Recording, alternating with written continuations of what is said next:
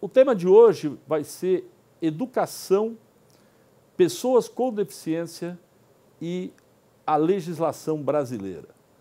Eu sou Roberto Bolognini Júnior, sou professor de Direito Civil e escrevi obra já na área de prerrogativa das pessoas com deficiência.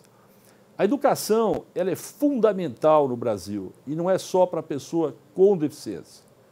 Há um investimento que não é pequeno dos poderes públicos na área de educação, só que, infelizmente, essa verba vai para o ralo, muitas vezes, da corrupção. O tema aqui não é corrupção, mas a gente precisa posicionar essa situação. Em relação às pessoas com deficiência, nós avançamos muito em matéria de legislação. Para que vocês tenham uma ideia, até 1988, com a promulgação da atual Constituição Federal, praticamente as pessoas com deficiência não tinham proteção legal alguma.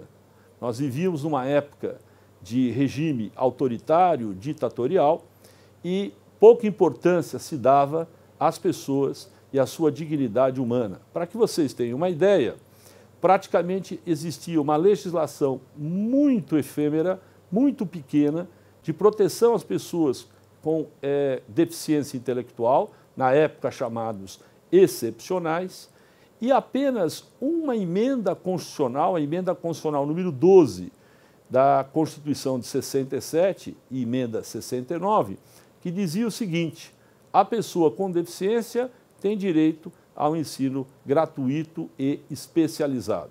Quando os portadores de deficiência, estudando em escolas particulares, buscava efetivamente essa gratuidade e ensino especializado, a resposta era a seguinte: aqui não é ensino gratuito, é particular e, portanto, não é possível se exigir o especializado, né? E o deficiente ficava à margem do processo. O grande problema era o modelo, né? Os deficientes eram tratados no Brasil na década de 70, 80 e até 90 com o chamado modelo médico. Eu até tive a oportunidade já de fazer uma explanação em um desses vídeos da ESA, mas eu vou falar rapidamente para fazer o gancho aqui e trabalhar com a educação. O modelo médico considerava que as pessoas com deficiência eram pessoas que deveriam ser tratadas igualmente. Existem duas espécies de igualdade. Existe a igualdade formal, em que todos são tratados igualmente, pessoas iguais e pessoas desiguais em razão de alguma situação peculiar. E existe a igualdade material substantiva, que hoje é aplicada no Brasil, em que se trata desigualmente as pessoas desiguais nas medidas de suas desigualdades e igualmente as pessoas iguais. Muito bem, o modelo médico determinava que uma pessoa com deficiência tinha que ser tratado exatamente como uma pessoa não deficiente, no mesmo pé de igualdade, sem que se desse a ela qualquer estrutura possível, né? Eu mesmo, quando entrei na universidade, na graduação, e eu não culpo a instituição, era o pensamento da época, eu fui no primeiro dia me certificar se efetivamente eu teria algum apoio. E a resposta foi a seguinte: quem é cego é você, não é a universidade, e é você que tem que se adaptar à universidade. Esse modelo médico, após a Constituição de 88, ele foi trocado, passou-se a aplicar no Brasil o modelo social, já aplicado nos Estados Unidos da América do Norte na década de 70. O modelo social, ele determina o quê? Que a deficiência que tem uma pessoa é uma característica dela, como qualquer outra, né? Cor de pele, cor de cabelo, cor dos olhos, altura, e mais, que a deficiência não está no deficiente, mas sim no ambiente que ele efetivamente frequenta. E daí a necessidade de adaptações desse ambiente para que ele tenha um relacionamento social efetivo e em condições em pé de igualdade. Só para fechar esse tema, para que vocês tenham uma ideia, quando eu fui prestar vestibular, eram 4 horas de prova para quem era deficiente e para quem não era. Modelo médico. Vamos tratar todo mundo igual. Não importa se o cara tem alguma dificuldade. E aí é óbvio que, como deficiente, a gente tinha, eu, no caso, portador de cegueira, tinha dificuldade, porque eu fazia a leitura braille, é uma leitura mais lenta, é uma leitura mais isolada, para que eu analisasse, por exemplo, um mapa, eu não tinha a visão global, como tem uma pessoa que enxerga. Eu tinha que ali tatear, olhar, e levava mais tempo.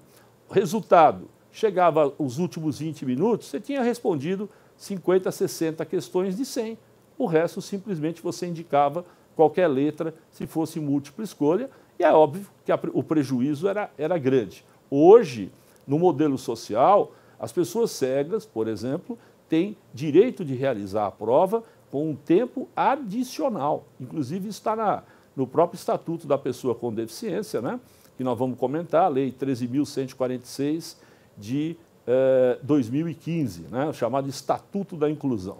Então, foi muito importante essa mudança de modelo médico para social, que lá nos Estados Unidos começou na década de 70 e aqui somente no final da década de 90, após a Constituição de 88 ser promulgada. A Constituição de 88 é a chamada Constituição Cidadã, é uma Constituição social, é uma Constituição que já no artigo 1º determina o princípio do respeito à pessoa, o princípio do respeito à dignidade humana.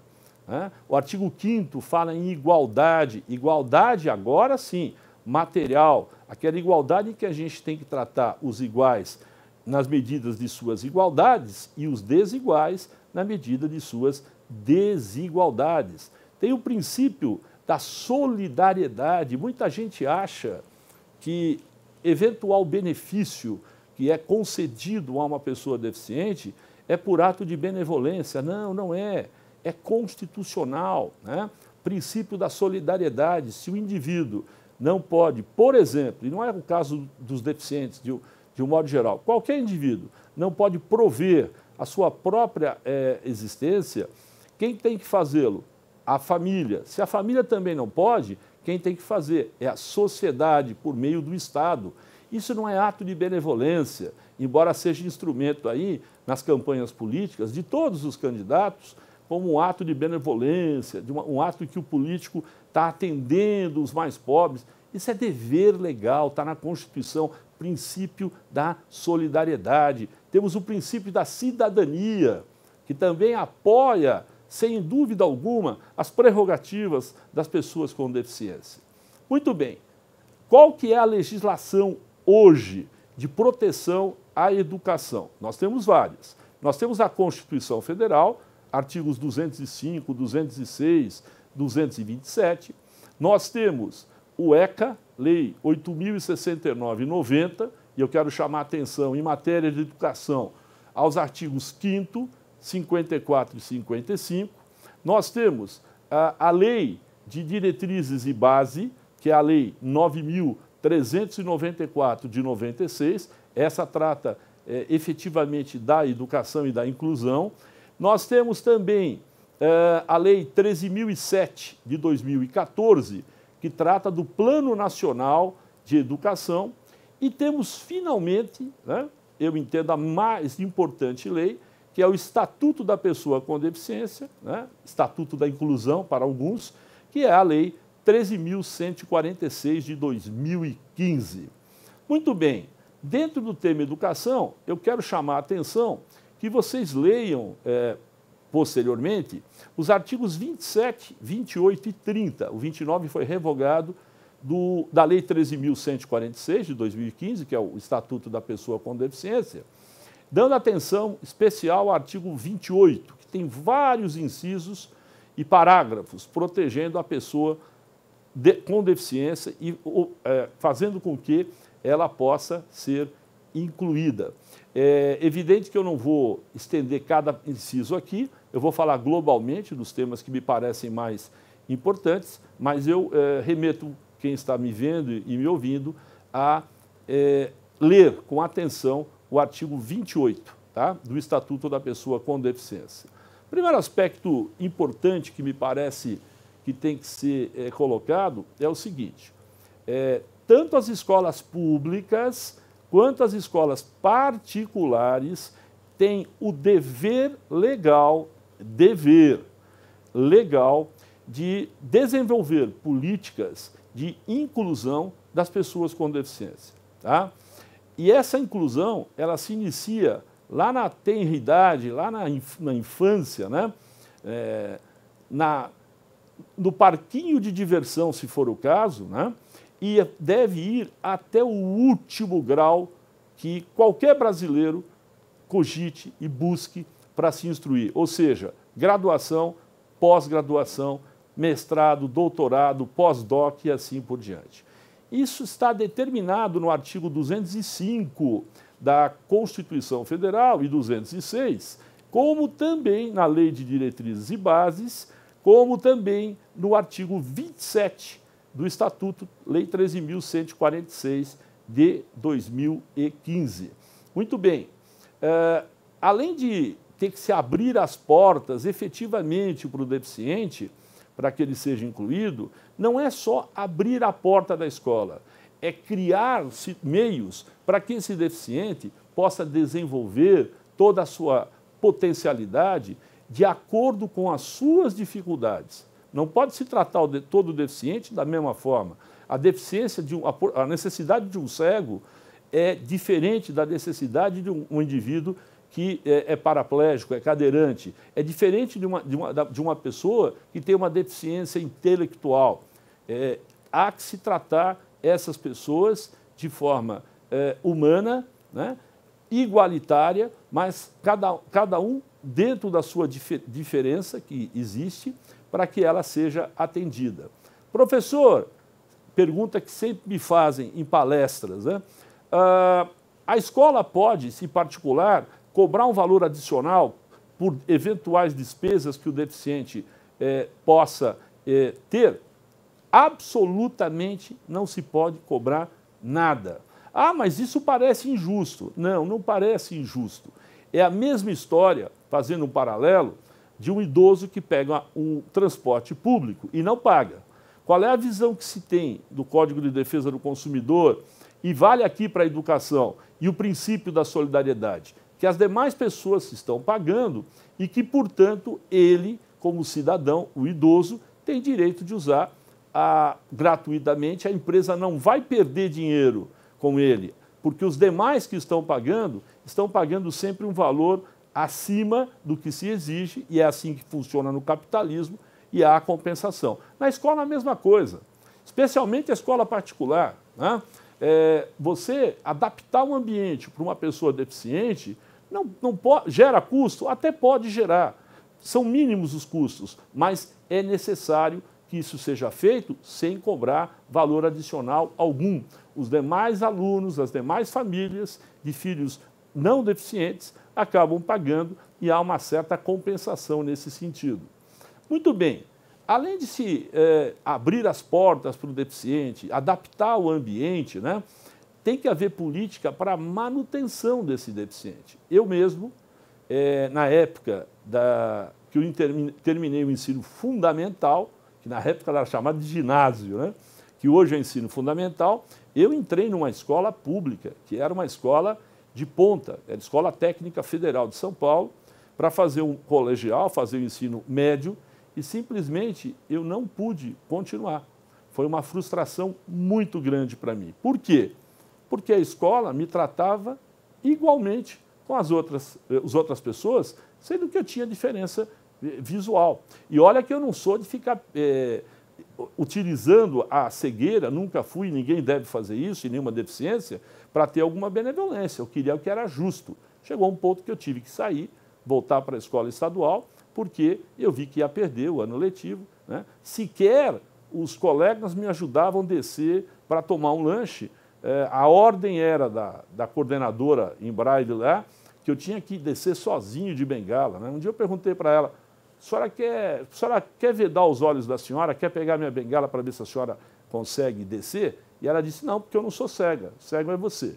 Era assim que funcionava, agora não pode ser mais. Agora, efetivamente, a escola tem que adaptar todo o ambiente. Aliás, gente, antes de falar em escola inclusiva, nós temos que falar em sistema educacional de inclusão. Porque o sistema educacional, e tudo que eu vou falar se encontra nesses artigos, especialmente o 28 da lei, do Estatuto da Pessoa com Deficiência, o sistema educacional tem que absorver esse deficiente. E aí não é uma questão só de botar uma máquina braille para o cego, não é uma questão só de botar uma professora especializada para atender uma pessoa que é surda, né? Uma pessoa que tem deficiência auditiva. Não, é muito mais que isso. Sistema educacional de inclusão começa na hora que o deficiente coloca o pé para fora da sua casa, para ser, inclusive, aqueles que têm necessidade, ser transportado com uma perua nesse sentido, se possível público ou da própria escola, ou algum ônibus nesse sentido. Chegando na escola, tem que ter infraestrutura, né? Tem que ter rampas de acesso para os cadeirantes, né? Tem que ter efetivamente uma política interna de conscientização dos alunos para que as crianças que não são deficientes recepcionem essa que é deficiente e passem a interagir socialmente. Então, transporte, meio ambiente, o ambiente que ele vai frequentar, materiais de apoio. Na minha época não tinha nem livro em braille, né? Hoje é obrigatório ter, inclusive as editoras têm o dever de fornecer o material adaptado para as pessoas com deficiência. Você que é portador de cegueira, saiba disso.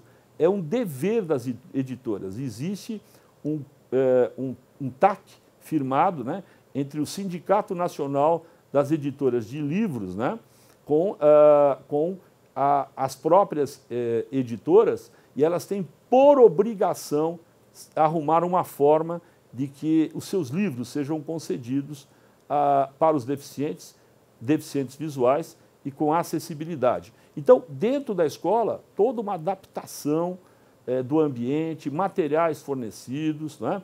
Acesso a tecnologias assistivas, né? Computadores adaptados. Né? Ah, mas isso aí, professor, vai ficar muito caro.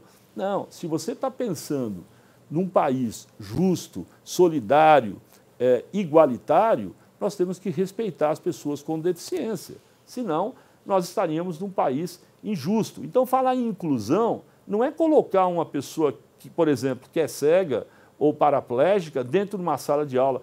Isso não é inclusão. Isso pode ser integração, mas inclusão é mais que isso. Inclusão envolve todo um complexo, todo um sistema, conforme eu falei aqui. Dentro ainda desse sistema de inclusão, o deficiente tem direito de ter um profissional de apoio escolar. Tá?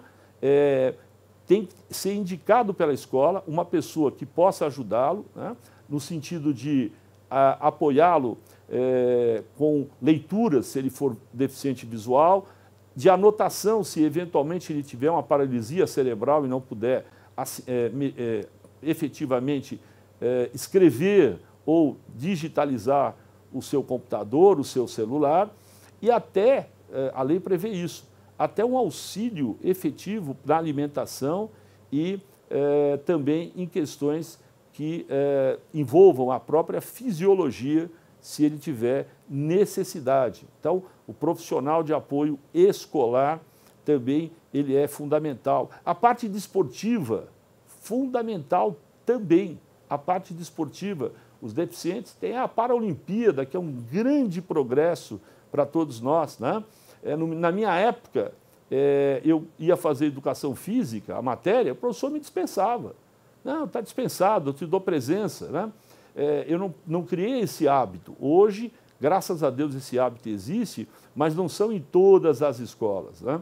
Então, há um conjunto de medidas que são necessárias de serem tomadas, que eu estou aqui dizendo bem aberto, sem indicar artigos, só indicando a lei, para que você pesquise, né? Colocando de uma forma mais coloquial, para você que, mesmo que não seja da área jurídica, você consiga compreender.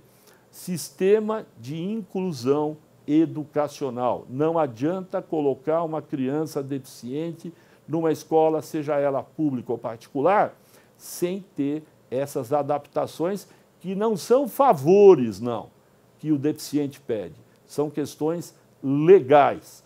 Então, você que não é da área jurídica, se o seu filho, se você mesmo ou alguém que você conhece não está tendo o atendimento devido, seja na escola pública ou particular, realmente isso é ilegal e você deve sim buscar os direitos dessa pessoa, tá?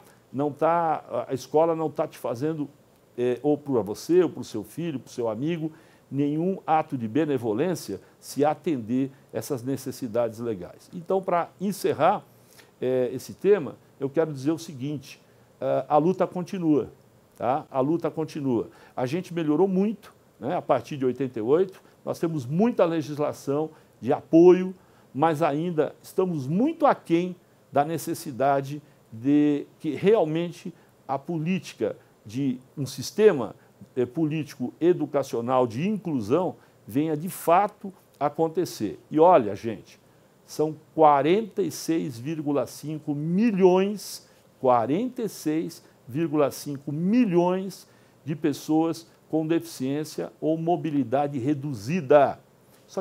Isso aqui elege presidente da República.